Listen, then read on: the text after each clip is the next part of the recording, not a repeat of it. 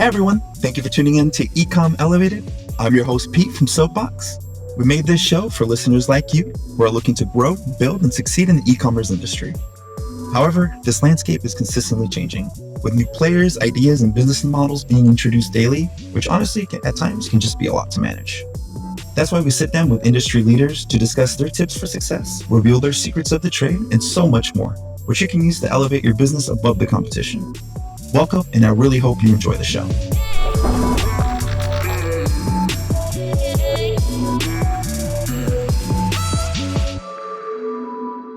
When starting your own brand, there's really two ways you can go.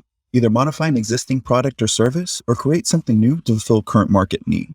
Platforms like Amazon, eBay, and Etsy have really made the first option more popular amongst new entrepreneurs. But with so many available choices today, how do you know if the idea you have is the correct one for your brand? With that said, our next guest was named one of Forbes' top 30 under 30 in the food and beverage industry by converting one of his favorite hobbies into a great revenue stream. Now he's here to share his experience and advice on how you can achieve this elusive goal yourself. Please welcome the founder and CEO of Glasvin, Mr. David Kong. Welcome, David. Really happy to help you with us today. Hi, Pete. I don't think I've ever been referred to as Mr. anything. Well, you should get used to it now, especially on being on Forbes top 30 under 30. I mean, Mr. definitely goes with the title now. Where are you joining us? New York City. Oh man. How about yourself? I'm actually in Arizona, so I'm a little jealous because it is hot here and it's raining. So I don't know how that works on this side. Yeah, it's pretty hot here as well. It's amazing. I want to talk a little bit about your journey, right? And how you got started. You initially started in finance, correct? Yes. And tell me a little bit about your experience there and why you decided to start in finance and then go into your own brand.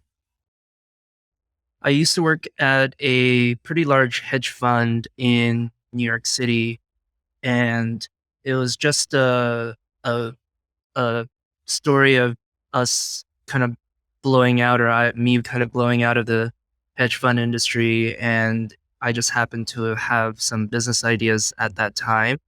And so the options were either to find another hedge fund to work at, which has some difficulties because you'd have to work up from the bottom again, or starting something completely new. And I've always wanted to be an entrepreneur. So just all the stars kind of aligned. I was also at the right age to do it. I was, I think 26 at the time. And so I knew I had a couple years of runway where, even if I failed, I'd be 29 and I could potentially get back into the hedge fund industry. I mean, it's definitely understandable, right? Failure is part of the game. When it comes to taking on your own brand, it's a possibility. But a lot of people think of failure as a negative thing, but it's really not. It's a really good learning experience. And one thing I wanted to say is I've talked to a couple different CEOs now, and I'm starting to find a trend that a lot of CEOs start in the finance industry and then make that leap into their own, being their own boss. And I'm starting to think that's not really a coincidence. What really made you take that leap from the hedge fund industry into, hey, I want to do Glassware? Yeah. So the exact thing that happened was basically in September of the year that I quit, the stock market basically tanked something like 20%. And our fund was performing worse than that. So we ended up in a negative position, and it was just like really hard to like get back to kind of like a normal level. So just morale was down, and that was like the actual like lighting the match to make me want to do this. But I think the reason why there's a lot of people that come from finance and go into entrepreneurship is because I just think they attract those two things, just kind of attract the same kind of people who, are very motivated and, also very motivated by profit. And if you don't have that profit motivation, your business is going to fail.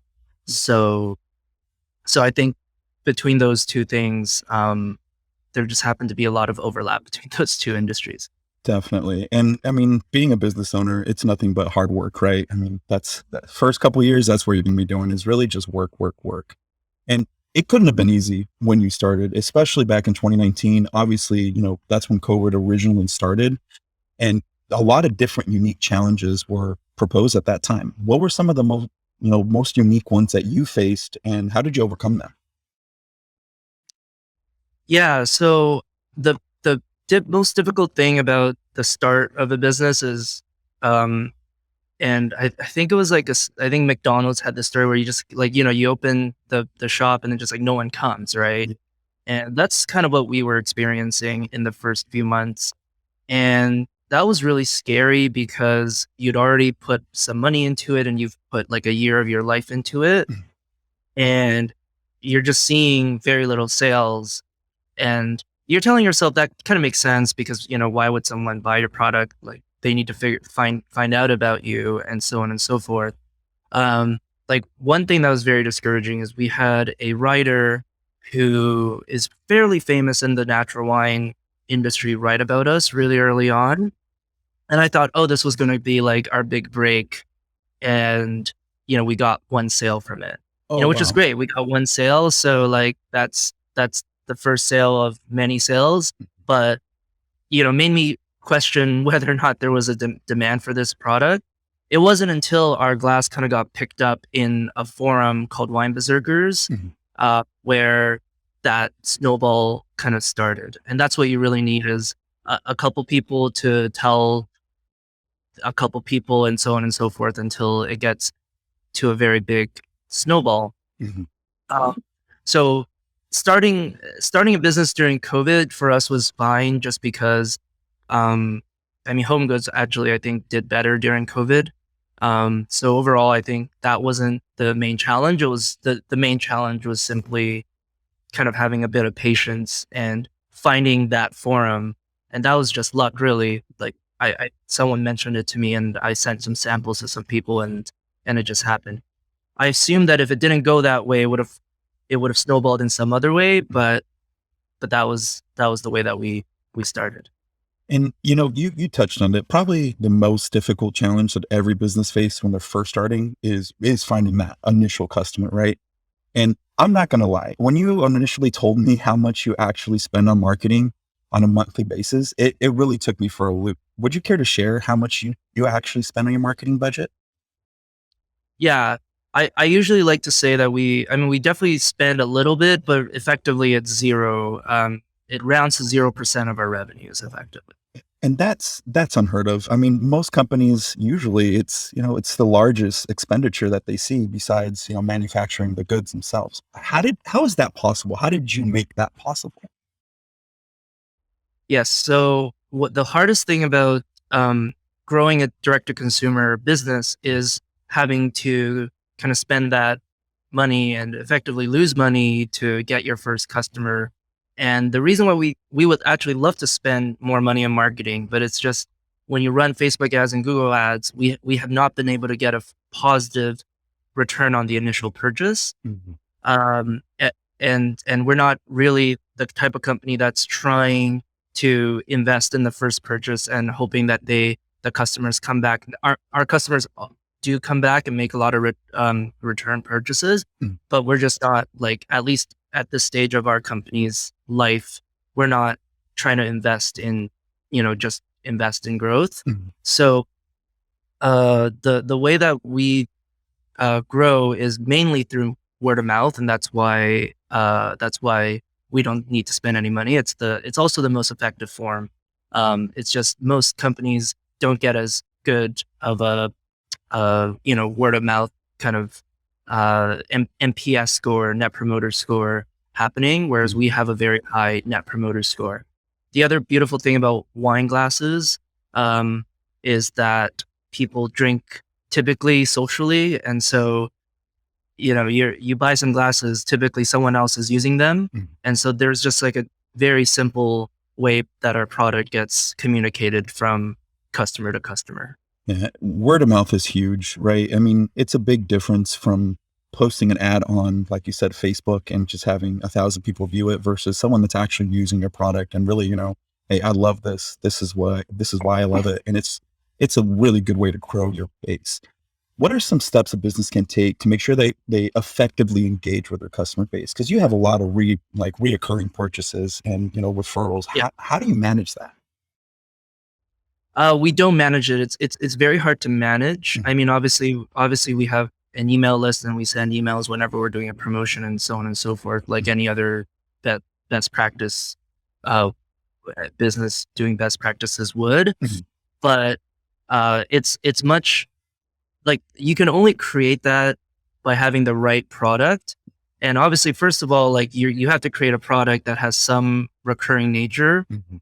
and it doesn't have to be like a wine glass, which obviously like wine glasses break, and so there's like a recurring nature of it. Mhm. But just like even if they don't have to come back immediately, but sometime in the next 5 years, if you have an apartment and you have mugs or something, like you have to buy new mugs probably every time you move or something. So as long as there's some kind of a recurring feature to it, I think that's sufficient.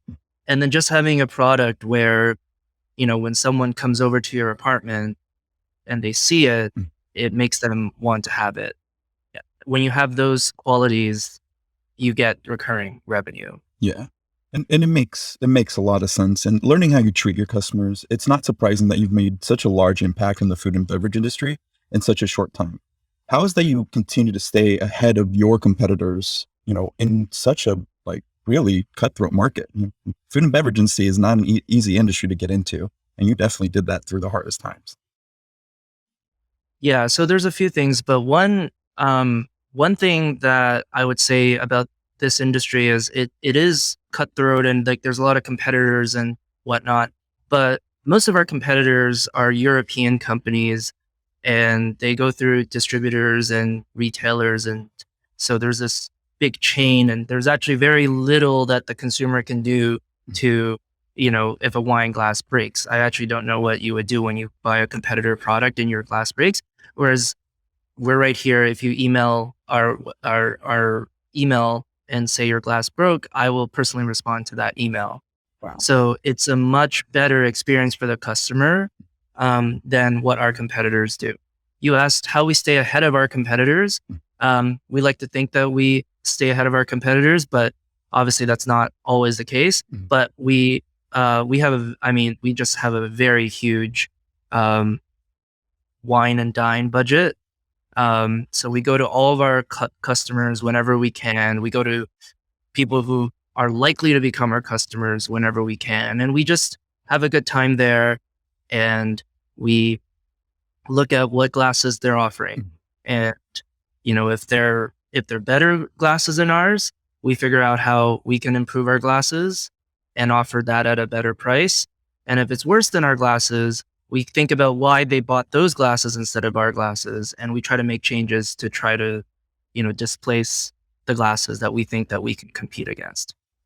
I'm gonna say I'm super jealous that you literally get to drink wine and work on a daily basis.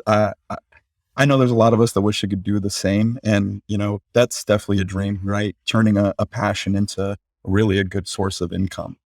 You you have a really unique way of how you get your products into your customers' hands and really make you very volatile in the marketplace. Now, what is it that you cut out in the old process to make you such a huge competitor in the food and beverage industry? Um, yeah, so we're a very lean team. Like basically, it's me and a couple other kind of interns, Mhm. and we're able to do what these big $300 million a year revenue companies do. And it's because we have a very simple process. Um, Even like designing the glass. If you email us and you say, "Hey, we want 100 glasses and we want it to look like this, and we want it to say this on the box," and so on and so forth, like we can accomplish that for you. Because it's the chain is so thin. It's just me and the factory, right? And that's how we sell it too. The product comes here, goes into a warehouse, and then it goes straight to the customer, right? So everything is simplified, And we think that's obviously a huge cost advantage, but it's also a better experience for our customers. Definitely, obviously, quicker responses and the ability to just have, what they want on hand is amazing. You know, when it comes to business, staying relevant is huge. And in your industry, you obviously have to come up with new products and expand your service list, quite frequently. What are some words of advice you can give, some new entrepreneurs when they're looking to expand their current catalogs? Yeah, it's always a challenge when you're making new products to figure out, if this is going to sell or not. Mhm. And part of that is just talking to your customers and also looking at what else is selling. For us, it's pretty easy in the sense that we can just go to various restaurants and kind of look at what's on the table. Uh, so that's like fundamentally the process. Mhm. But with that said, you have to bake in the possibility that the product doesn't sell well, Mhm. and you want to make sure that that you consider that as a possibility. So the first time you make a product, you don't make 10,000 of those items, or depending on the size of your business or whatever, but you make enough that, worst case scenario, maybe it takes you 3 years or something to sell it. But on the other hand, I guess the problem with that is then it can sell out really quickly. So you have to have a plan together where if it does sell really well, then you get that product back in. Because the last thing you want is a product that sells really well that you don't have on hand. Yeah, that makes perfect sense. I mean, you have literally given us a lot to think about, especially for new entrepreneurs looking to make this leap from, being a professional, going into being their own boss. There's so many questions out there.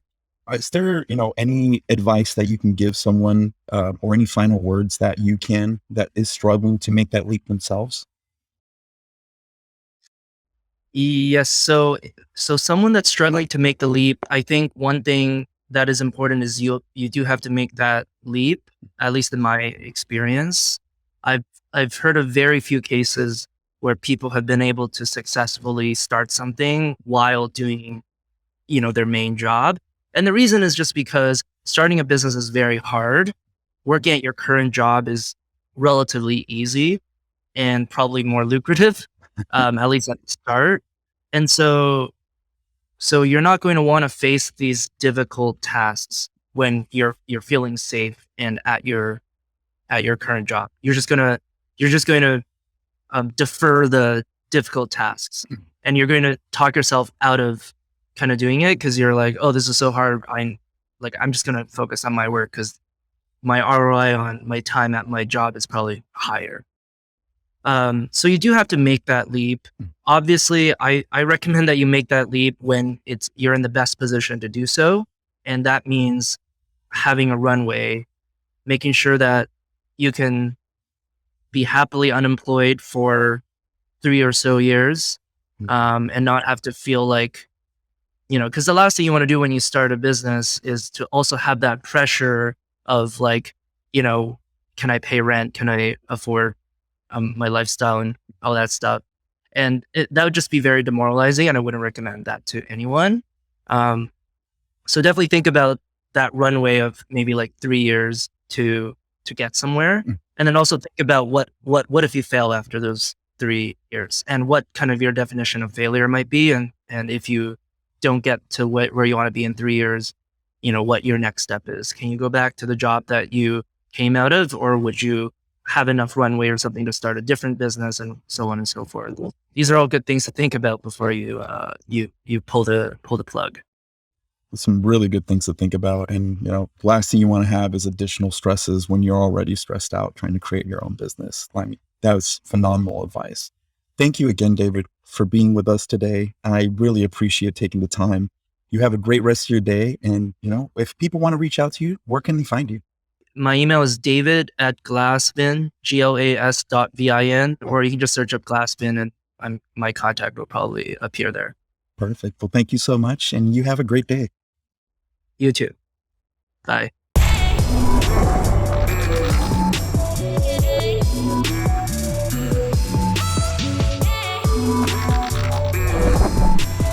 Thanks again for listening. We hope you'll use some of the insights provided on today's show to elevate your own business's success. As always, listen and subscribe to E-Comm Elevated or follow our Soapbox social media for more amazing advice. I've been your host, Pete, from Soapbox. Have a great week, and we'll see you in the next episode of E-Comm Elevated.